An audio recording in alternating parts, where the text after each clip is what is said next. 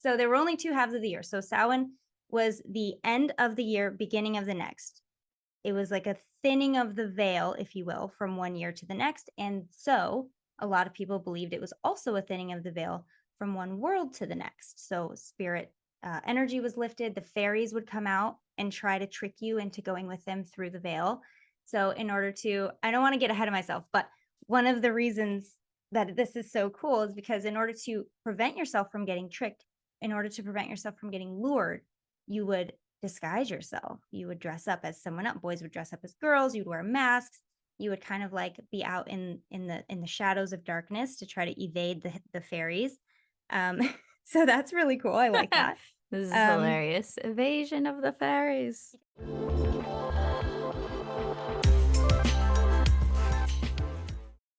Hello, hello, and happy Halloween to everyone who is out there celebrating, excited about it, getting witchy with it. Lindsay is actually freakishly knowledgeable on the topic of the history of Halloween. So we thought it'd be fun to do a little episode today to kind of talk on the history of it, the witchery of it, maybe get into some fun rituals you can do, some ways to take advantage of the energy on Halloween. So that's what we're geeking out about today. And this should be Halloween's a Monday, right? This is going to publish on the actual day. yeah, Perfect. Love it. Monday, Monday, Monday. So hope everybody's having a fantastic day. Are you feeling the spooky energy? Feeling the vibes. Feeling the vibes, digging into the vibes. I've always loved Halloween. I mean, I guess every kid loves Halloween. My kids love Halloween mainly because of the candy, right? You get treats, you get to like be out past dark and dress up, and it's a fun time. It wasn't until I was old, you don't really ask questions about it. It wasn't really till I was older that I was like, what is this? What is this holiday? And to be honest, okay, full disclaimer first, I'm going to say some things that may possibly be construed as opinions, but it is just history. Okay. So, that being said, I'm not here to judge anybody's religion. I'm not here to judge anybody for anything. This is just the facts laid out as the historians have pulled them from history. Now, it is a fact that certain holidays have been kind of rebranded for other certain religions, and it is just what it is. Halloween is one of the few that was attempted to be rebranded and just really couldn't be. I mean, it is, if you think about the traditions and what we're doing, it is steeped in Celtic and pagan themes. So that's kind of what we're going to get into today, and just kind of giving you a brief history of what it actually is. So, first of all, Halloween, All Hallows Eve, is technically the night before All Saints Day, right? And I'm not too privy to what All Saints Day entails, and maybe some people can educate me on that, but that's where that name Halloween comes from. All Hallows Eve. Around the 600s, it was kind of shortened to Halloween, and we kind of just kept it that way. It is generally agreed upon that Halloween is closely connected, if not the successor of what is called Samhain, which is the Celtic pagan holiday, harvest festival of the end of the year. It's a beginning of a new year, the end of the year. It actually quite literally translates to summer's end. And back in the day, like the first record of this being celebrated was like the first century, and it is almost certainly way older than that. So Samhain, at the time when you celebrate Samhain, and with the calendar as it was, there were only two halves of the year. There was Samhain and there was Beltane, which was the beginning of like the summer holidays. So let me see if I get my facts straight here. I'm trying to remember everything. So there were only two halves of the year. So Samhain was the end of the year, beginning of the next. It was like a thinning of the veil, if you will, from one year to the next. And so a lot of people believed it was also a thinning of the veil from one world to the next. So spirit energy was lifted. The fairies would come out and try to trick you into going with them through the veil. So, in order to, I don't want to get ahead of myself, but one of the reasons that this is so cool is because in order to prevent yourself from getting tricked, in order to prevent yourself from getting lured, you would disguise yourself. You would dress up as someone else. Boys would dress up as girls. You'd wear masks. you would kind of like be out in the shadows of darkness to try to evade the fairies. Um, so that's really cool. I like that. This is Um, hilarious. Evasion of the fairies. you gotta evade the fairies. Now, I love the idea of fairy. I love fairies, but the true nature of fairies, the legends of the fairies, they're not nice. They're very Right? Aren't tricky. they supposed to be mischievous? That's like their whole They're vibe. very mischievous, yes, to the point where, like, there were in Scotland, Ireland, and a lot of the UK, the fairies, if you had a sick baby, you would there's legends that you would leave it in the forest for the because you accidentally took a fairy baby, like, it wasn't your baby. If your baby was born sick, This baby ain't my baby. it was a fairy baby, and you'd leave it in the woods and hope and pray that the fairies would see this baby, trade it out for your baby, Casual which baby swap. which, didn't didn't usually happen. That's funny. So the baby would just die in the woods. On that high note, let's move on. So fairies were Uh, definitely a real part of their culture, and you would try to like evade them and avoid being like taken to the fairy world. Um, So, with this New Year celebration, which is really what it was, you would harvest, there would be a big harvest, there'd be a big feast. The thinning of the veil with spirits means you would prepare food for your ancestors, you would decorate, you would carve faces into turnips and leave them in your window so that you would also ward off evil spirits. So, not just the welcoming of your ancestors, but also to ward off these like mischievous fairies and also mischievous spirits as well. Um, there's also a lot of divination because in this time of thinning of the veil, your the energy is heightened, right? So you would do a lot of fortune telling. People still do this with New Year celebrations in general, but things like carving an apple into as long of a peel as you can and throwing it on the floor or tossing it over your shoulder to see what letter it creates, and that's who you're going to marry. Bobbing mhm. for apples has a big tie with like how many kids are you going to have kind of thing, how many apples can you catch. This is all like divination, and then of course you get into the more witchy stuff like cauldrons. And by the way, the image of a witch with a hooked nose and the moles and the cauldron and eating babies, that's definitely a Christian invention because there is no record of witches like that before this kind of religion took over.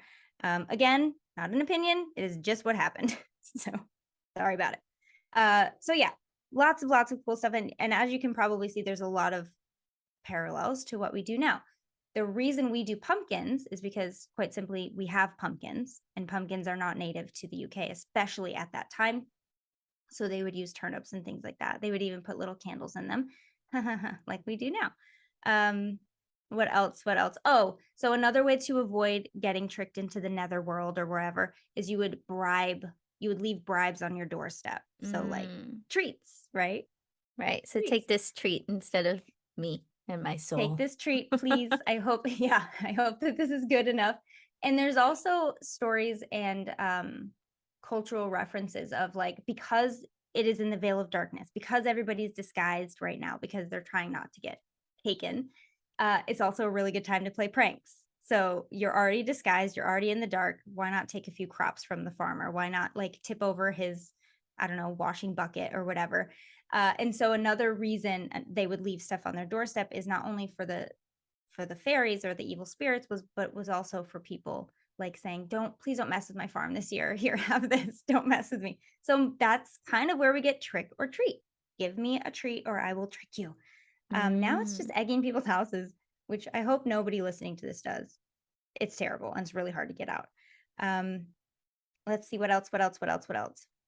I Yeah, was I mean, researching when I was reading about it, they say that it's called like the witch's new year because of that whole thing that you just described. So in my mind, I was like, sounds like a good time then to do any sort of like New Year's rituals, intention setting, yeah. burning of the old, welcoming in the new type of vibes, aside from just like ancestral connection and Hmm. any other type of divination you would want to do. It seems like it'd be a perfect time Yeah. to set intentions. And I know there's people listening to this thinking, wait a second, isn't Day of the Dead, where they honor their ancestors, exactly the same day as All Saints Day? And yes, you are actually correct. And it's also the first day of the Celtic or slash pagan New Year. So It is very interesting, and these aren't the only 2 references we have to something like a reverence for ancestors on this day. For some reason, around the globe, multiple cultures who really have no reason to interact with each other and gain these kind of things from each other will have this very specific celebration on this very specific time of year. So it is something to look into if you're so inclined. I just think it's very fascinating, and there are, obviously multiple examples of this throughout history and throughout with different things like pyramids you can find in Mexico, pyramids you find in Egypt, you find there's one in Alaska. Like, you just this these global concepts that really have no reason for being that we know of just tend to be a real thing. So it is very interesting. Just a side note, I am doing an ofrenda this year, which, if you don't know, is the Mexican tradition of leaving pictures, um, dedications, offerings to your ancestors, on some kind of altar, platform, shelf. I think on a And it muse. should be prefaced for all the Latin people out there who are about to get mad at Lindsay for being a white girl doing this, that she is married to a Mexican man and has Mexican kids. So that's part of the reason why she wants to do it. Well, yeah. I mean, Not that I I wouldn't be offended as a yeah, Mexican person if someone wanted to do an ofrenda and they're not Mexican. I would think that's sweet, cool, embrace my culture. yes. My culture is cool, but you know how people out there I be all forget that people getting their don't know that. panties in a wad over every single little thing. And it's funny, like, he never would have put out an ofrenda if I wasn't like, "Let's do an ofrenda." He's like, "All right, let's do it." So, and call it what you wanna call it. If you have some sort of altar to honor your ancestors and leave offerings for them, there's like I said, it's in every culture almost. I think it is such an ancient thing ingrained within us. We've always, as a human race, been so tied to death and connected with death that it's only recently in society that it's become this like foreign thing that we don't see, that we don't touch, that we don't experience, unless you do, until you do. But yeah, back in the day, all of our cultures were like steeped in death. You would have ceremonies, you would have, like I said, celebrations, harvest festivals. So anyway, death. Death is a Halloween. theme. Death is a Wait, thing. but I wanna say something about this ofrendas. First of Yeah. all, will you walk us through, like, what it can look like? An example of, like, things you would do and offer to your ancestors? Because even me, the majority of my blood comes from Mexico and Guatemala, but because a lot of my Mexican ancestors are from big cities, this isn't really a popular thing unless you're in, like, small towns. So nobody in my I've never seen anyone in my family do this. Hmm. So it's partially because I'm a whitewashed Mexican person, but also partially because even my Mexican family has never like made an ofrenda. I've never seen this Yeah. before. Probably the most knowledge I would have on it is like watching Coco, Yeah. which probably a lot of people that's where they would have their only knowledge of it. So if you wouldn't mind sharing with us like some things you can do. I know you can like leave food and candles and pictures, but what are you planning on doing this year? So what I'm planning on doing is kind of a hybrid situation. Like, again, I think it has to be, you can subscribe to a certain culture's way of doing it. But because like we have so many cultures in just our house, I call it an ofrenda because that is, I don't know what the term is in Celtic culture. I don't know what that term would be. But the idea is generally the same. Framed pictures, if you have them. And I have heard before, don't put anybody that's alive on your ofrenda because it's like a bad omen. Bad juju to proclaim them with all the dead people. Like, I Makes don't sense. know. I don't know how true this is. And I think it has a lot to do with like your own acceptance of that belief, as most things do. Right. But if you can avoid it, I mean, it's probably better safe than sorry to just put the deceased and the people that you are honoring on your altar. I've seen, I don't remember what the name of it is, but there is a flower. It's the flower in cocoa. What is it called? Marigold, I believe. I believe they're called marigolds. I did actually plant some last Oh, year. yeah, the orange ones that they decorate everywhere Uh-huh. with. Mhm. The orange ones. So I planted some in a little pot last year, and by the time it was time for our ofrenda, they hadn't even bloomed yet, so it didn't really work out. But but Good I ended up planning, putting though. I know, I really tried. But I ended up planting them outside, so we still have them outside. I might cut some and put them on the ofrenda because that flower, that color is very much associated, at least in the Mexican culture, with that honoring, with the honoring of the dead. So that flower and that color, anything that's that color, that vibrant orange color, anything that they liked in life. I'm in a unique situation because I didn't actually, all the pictures I found on Ancestry are people I've never met before. Super weird to see all these eyes of people that I literally share DNA with but have never actually met. So it's interesting, but I think a couple more generations and that's normal. Like in Coco, he had people on his ofrenda that he'd never met before, because they died before he was born. So I don't think it's a huge deal, but if you know what they liked, if you know like their favorite food or something that you can reference them, put a little offering there. I do know, I believe there's a bread that people bake on the Day of the Dead. Don't What's it know it. called? You're looking at me like I should I know know what it, it's and called. I'm looking at me like I should know it, but I don't know it. I made it. I actually cooked this in high school Spanish class. We had like a celebration and we baked it. It's called Pan de la Muerto. Oh, Muerta? sounds about right. Yeah. Pan de Muerta. I'm butchering it. I'm so sorry, everyone. It's probably Bread pan de of los dead bread. muertos. It's Pande and then Muerta. Pan de Muerta. Pan de muerta. Yes. Yeah. Dead bread. Yeah. Well, it's like bread Bread of of dead. the dead, Bread of not dead. of dead. Yeah, so if you want to look up a recipe for that and just like eat it or place it. You guys, Mexican bread is like the shit. By the way, if you've never been to a Mexican bakery, like side note interjection, you need to eat some Mexican sweetbread and thank me later. That's all. So I would recommend this Mexican recipe. sweetbread, y'all. I'm gonna actually pan de muerto. Sorry, pan de muerto is the food. Hmm. I know sugar skulls are a thing. We didn't do these last year, but if you want, like, there's so many. If you're inclined, just a quick Google search will give you like a laundry list of things you can do. But because it is so personal and it is so different from house to house, you really can't go wrong. If your intention is this is my sacred space to honor my ancestors, and here's what I'm going to do for them, and here's what I'm going to put there, and it's all in good intention and love and light, you can't really go wrong. If you don't have any pictures, you don't have to. You don't have to have pictures. You can just put stuff, stuff that makes you think of your ancestors, stuff that you think would be good to put there. It really is so open.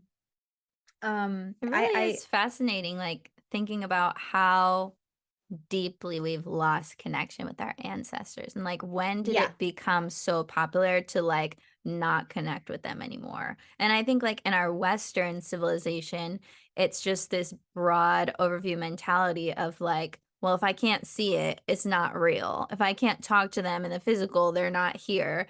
But it's like, okay, well, do you believe your Wi-Fi signal isn't real just because you can't see it? Obviously not.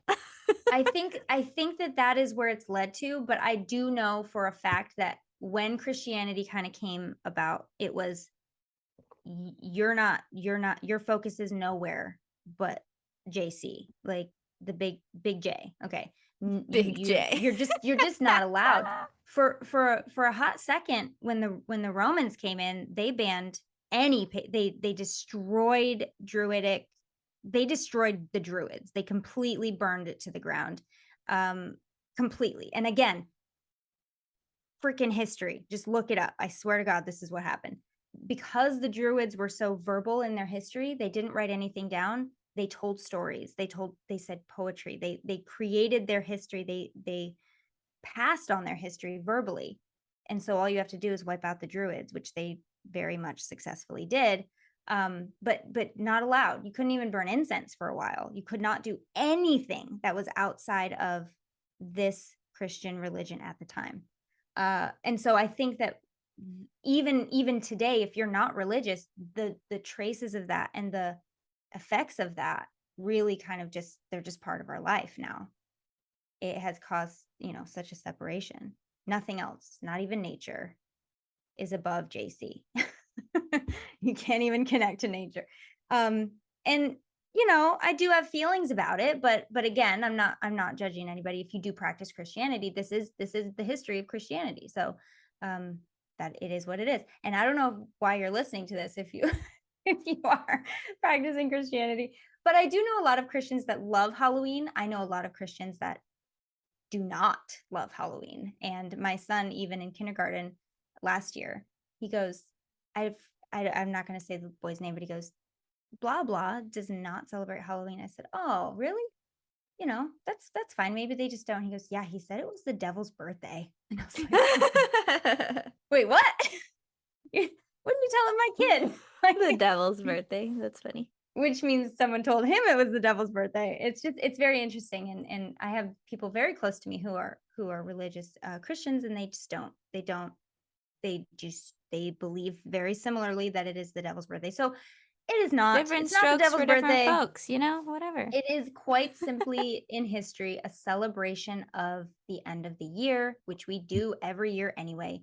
With that celebration, you're going to feast, you're going to honor your You're ancestors, going to stay away from the fairies. you're going to avoid the fairies because they will trick you into going across the veil, and then you will be no more. This is hilarious. This is so much more interesting than I thought it was going to be. I love this topic. I really do. And I was telling Kelsey, I don't know if I said it on the podcast yet, but it is one of the few holidays that that it couldn't be rebranded. Like, Easter rebranded, Christmas rebranded. Pretty much every holiday has been rebranded. They couldn't stamp Christianity on this one. They renamed it. They did rename it. They did not. They couldn't take it though. What are you going to do?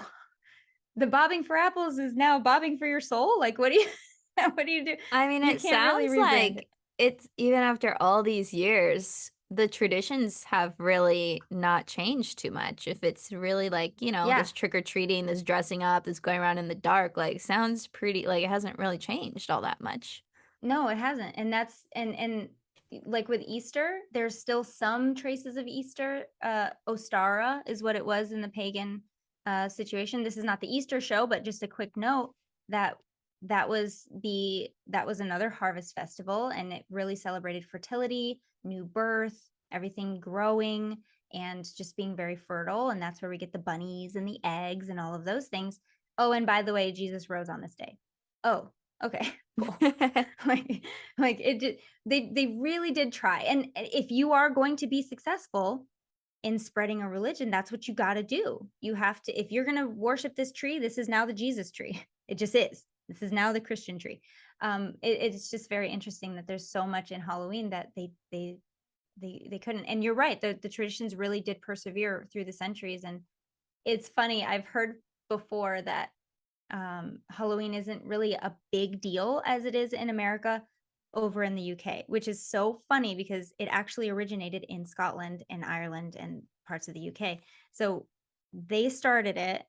We kind of blew it, as we do, Well, Americans. We blew Americans it are all about into commercialism. If we can monetize something, we're gonna fucking monetize it. I we mean, think of yeah, like Cinco de Mayo is not even celebrated in right. Mexico at all. That is Yeah. not what they celebrate as Independence Day. And here people just use it as an excuse to get wasted, which St. like Patrick's the Day. American way, you know? Mhm. St. Patrick's Day, same thing. We were in Ireland on St. Patrick's Day one year, and we heard from many people like this was not a big deal until like they closed. It was like a solemn day. It was like Memorial Day for them. They closed everything. They closed the banks. Everybody just kind of, I mean, they would get drunk, of course, because they're celebrating, but there was no like that wasn't the thing to do until America Well, got a and hold think of of it, and then we this. turned it into a crazy celebration. From a capitalism standpoint, Halloween is like the best holiday because people are going to dress up as something different every year. So they're going Yeah. to need new stuff every year. They're going to need a new costume. They're going to need different makeup, a new wig. They need to go get their pumpkins, blah, blah, blah. Like, whereas Christmas or Thanksgiving is usually the same, right? You're probably going to recycle some decorations. You're going to Well, but do Christmas, you're always buying new stuff. right, because we like Always. to buy new stuff. But I think Halloween from a capitalism perspective is like, yes, Yeah. we can Yeah. sell them new stuff Especially, every year, monetize the shit out of this day. well, and I don't know if many people know this, but if you can target kids, oh, please don't snip this. Don't just, this is context. If you can target children for an ad, for a holiday, for anything, you have it because they are going to bug their parents 24/7 nonstop until the thing gets done. So like anytime I see an ad on for Christmas or anything on the iPad, I know 2 seconds later before the ad's even done, my kid's going to ask for it and then I'm going to have that battle to deal with. But yeah, it is interesting if and Halloween was still is, but you know, it's definitely an all people holiday now, but it was definitely targeted more for kids to kind of go trick or treating and yeah, that's where you got success because the kids make stuff happen. They're like, Mhm. I want to be a Jedi for Halloween. I want all this candy. I need a new bucket. Yeah. Um yeah, I just had a pillowcase when I was growing up. I just went out with a pillowcase and I filled that pillowcase every year with Oh, candy. I don't doubt that. What did you use? Did you go trick or treating?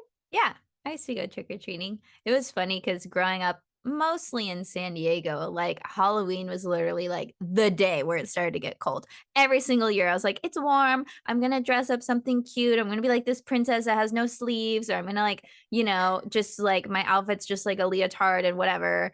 And then Christmas I mean, not Christmas, Halloween Eve happens, and it is freezing, like, every single year. It's like, "Okay, cool. This happens to me every single time." So that was basically Yeah. my relationship with Halloween. I mean, it was always fun. I personally, I love dressing up. Now in my adulthood, I just base my outfits on like what type of hair I want to have, what type of wig I want to wear. I'm like, what's the wig for this year? Okay, now I'm gonna pick my outfit based on what type You're of wig so I want to funny. have. So that's just me. But also, I'm a very crafty person, so I love that you can get so crafty with baking and pumpkins and whatever Mhm. else. Like, I cannot wait until I have kids and we can do all the crafts for all the holidays, but also just every day in general because I am here for being creative with my hands. So that's really what I like about the holiday. But this year, maybe I'll get a little more witchy with it now that we're talking more about that. Yeah, I mean, if you look at it as half of it lifting of the veil, connecting with ancestors, half of it is that like spooky spiritual like connecting kind of thing. The other half is setting intentions for the new year because January 1st was not always the first of the year. For the longest time, our entire culture revolved around harvest, revolved around the weather, revolved around nature. And so we would tie our celebrations with the weather, with the seasons changing. And oh my gosh, what a concept to revolve your year around the seasons changing. January 1st is no season changing. Nothing changes. It's just cold. Yeah. It's cold and then it's cold. But I think it's just such a cool concept. So if you look at it from that perspective of like this Halloween um is a new year. And if you're listening to this after Halloween, which some people do listen to our podcast on Tuesdays and Wednesdays, and that's fine. If you are, there's the energy is still very active. Definitely you can still take advantage of this. So set your intentions, make some wishes, divine things. There's a I don't know the exact tradition, but there is a New Year tradition, and I don't know if it was on Samhain or if it's just in general New Year. But you're supposed to like something about an open door, and if somebody walks through it a certain way, it like says something. I don't know. You'll have to look it up. Doorway, divination, New Year, and then see what comes up. But there is I wish I remembered it because I always wanted to try it. Burning cinnamon is a really good one for abundance and prosperity and health and things like that. Any kind of divination, any kind of I feel like I'm talking like Harry Potter, but any kind of practice, spiritual practice that you normally would do it. Do it. Do it on Halloween. It's a new year. It's a new year. Anytime you want it. But it is definitely the for centuries it is an ancient practice of celebrating the new year, bringing in that new energy on this day. And again, this is getting a little bit into detail, but the October 31st that we know now and the November 1st that we know wasn't always the same day because the Julian calendar turned into the Gregorian calendar or vice versa. I can't remember, but we don't have the same calendar that we used to have, and definitely don't have the same calendar as the Druids and the Celts and the pagans had. So the day is a little bit off, but it really is just about your intention anyway, isn't it? And it is very close. It's closer to the new year that we used to celebrate than January 1st is. I'll tell you that much. So you really can't go wrong. But I just think it's so fascinating the history, the the it's in our bones, guys. Like if you If you celebrate Halloween, chances are it's in your bones that you've been celebrating Halloween. Your family, your ancestors have been celebrating some kind of not All Hallows Eve, but Halloween or Samhain or some Dia de los Muertos, some kind of celebration for centuries. It's older than time. It's older than our history. It's crazy. So cool. That is really crazy. I'm So, getting geeky. well, speaking of getting geeky, let's bring in a controversial topic here that just popped into my head. So maybe the Oh no. listeners are thinking about this. This is literally never something I even talk about. So it's interesting that just like popped up as like, you guys should talk on this. But cultural appropriation as far as dressing up on Halloween. Oh. How do you feel about that? Let's just have an opinions conversation because we're not here to say right or wrong, what's right or wrong for everyone, but we can just give our personal perspectives. See, you can give your personal perspective, but I am a white lady. So it's Well, a bit I'm different for me. basically might as well be a white lady. Literally, I pull the card of what I need in the moment. If I need a scholarship, I'm gonna pull the Latin American card. If I need to blend in, I'm gonna pull the white lady Oh my card. gosh. Like it depends. Yeah, I got no cards. I It have dep Scottish, Irish, and German. Those are my cards. Okay. Well, look. Yeah, I don't know. You gotta go first. You gotta go first. Well, I can definitely see both sides, or I can see why people would be upset if someone dresses up as, let's say, a native person and they're not native, or if Mhm. someone dresses up as a black person and they're not black. But at the same time, I kind of want to play devil's advocate a little bit because I feel like when we dress up as things for Halloween, it's usually not to make fun of the thing. It's usually because we want to be that thing for a day. Like when I was little, I always wanted to be a witch for the day, or I wanted to be a princess, or I wanted to be whatever it was. So I think if the intention is to celebrate that culture that maybe isn't your culture, and you're coming from that place of like, yeah, I want to dress as a geisha because I think that's beautiful and I want to study the history about it. And I think it would be cool to experience that because I'm never going to. I don't think that's necessarily wrong. Maybe some people are going to correct me and say that is wrong, but I think it's just a form of self-expression. And if you look at it from source perspective and we're all connected, um, I don't see how it's wrong to explore a different part of yourself, AKA like channel a different culture through your physical being that maybe you're not going to experience in 3D reality. Yeah, I mean, It's really controversial because it is I'm really not trying to be like that dumb white girl who's like, oh, let it's me not cultural appropriation, it's celebrating. But I mean, as let's say if I was more Mexican, if someone dressed up as a Mexican abuela, like the character from Coco, I'm not gonna be offended by that. I'm gonna be like, oh, how endearing and cute that she wanted to be like this cute grandma from Coco. Like, Okay, I'm let not me gonna let be me kick mad you a about that. scenario because I think this is how I put it into perspective. I look at it this way. If you have been, if your culture, your identity, something about who you represent as a person, who you attach your identity to, if that has been marginalized, abused, treated horribly by the group of people that is dressing up as that, I think Right. it's different. Now, Yeah. that being said, check this out. Who has been the biggest marginalized group? If we're going broad terms, regardless of color of the skin, women have been since the dawn of time. Well, not always. In Egyptian, certain cultures really actually revered women for a long time until anyway. So women have been for the bulk of history the scapegoat, the witch, the the the person influencing the king, and all the person that poisoned the prince, and all of these, the evil stepmother, and so many examples. I am very very much interested in history, and through that I've learned a lot. And through my learning, I have learned that when you can blame a woman, blame a woman. That is the thing.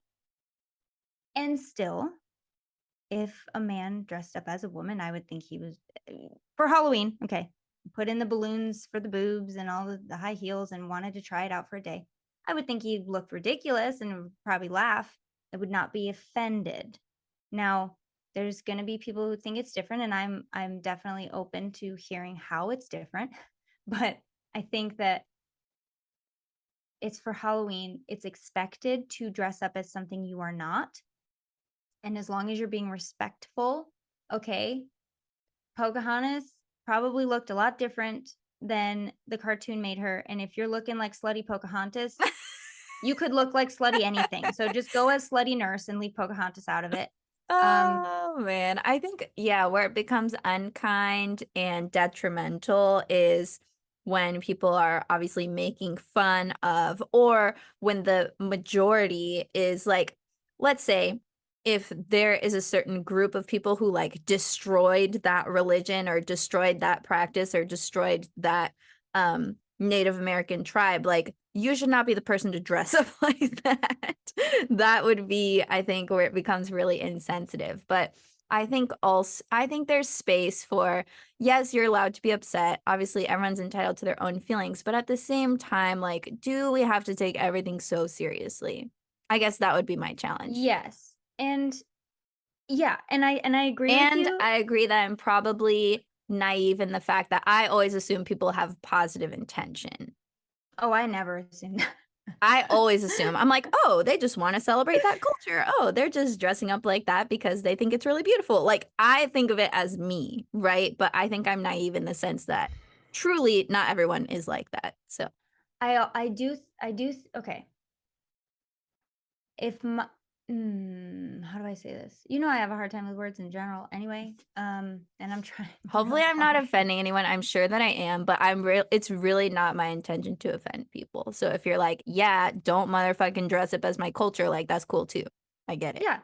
You're allowed to have everyone's allowed to have their own opinion, their own experience. I'm never going to sit here and say I know 100% what everybody's going through. It's just not a thing that anybody can say.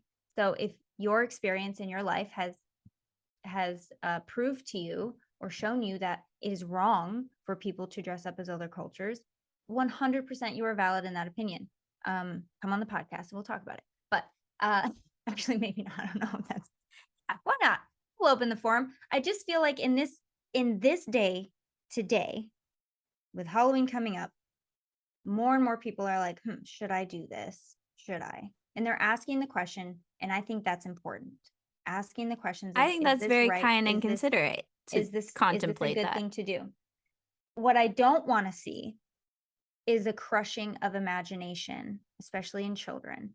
If somebody if a little girl wants to dress up as the new, well, I guess what it would be is if a little white girl wanted to dress up as Ariel, the new Ariel, and put red dreadlocks in her hair, is that wrong? Because she sees nothing different between her and Little Mermaid except that she has dreadlocks. I guarantee you that little girl does not see anything other than this is beautiful and I want to be beautiful on Halloween. Or I want to be like my idol who I really look up to. Um I think that it becomes a very slippery slope, as most things do, you know? You wanna correct a wrong, and you want justice, and you want, equality and equity,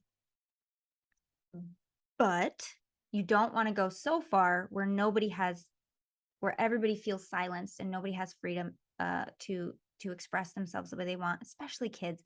Can we just let kids be kids? Can we just say that kids can dress up as whatever they want? They are not a truck, but if they want to be a truck on Halloween, they should be able to be a truck.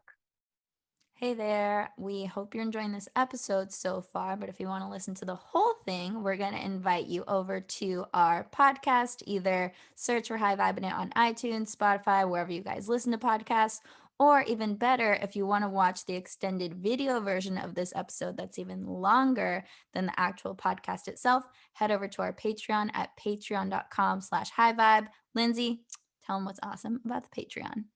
Patreon is where we have all of our extended episodes. As Kelsey said, we have it on video so you can actually see the things that we're talking about. Sometimes we have visual visual aids and it's nice to know what we're talking about. We also have hangouts that we do sometimes that are exclusive to Patreon people. And you can get started with all of this and bonus content and everything that we have only for the Patreon people for as little as $3. I think it's $3.33 a month, and that's it. And you guys can get all the benefits and all access to everything that we put in there. Really Yeah. cool. It's really cool, really fun, super easy to join. And you guys don't even have to do that to finish this episode. If you're like, screw it, I don't want to pay any money. I just want to hear the rest of this episode. Go to our podcast, Hi Vibin It, search for it wherever you listen. It's totally free. Either way, enjoy the rest of the show wherever you choose to enjoy it. And we will see you guys next week because we do a new one every week. Adios. Bye.